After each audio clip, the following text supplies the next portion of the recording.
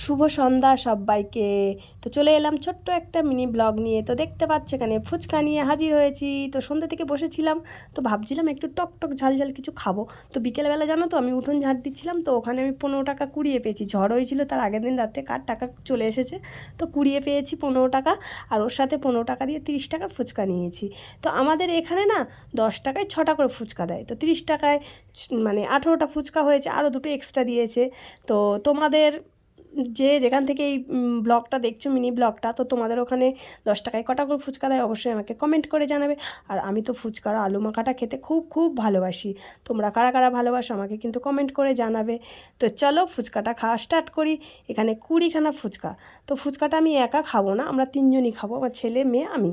তো মেয়ে গেছে দিদার বাড়ি, তো ও দুটো ফুচকা নিয়ে পালিয়েছে আর টক জল।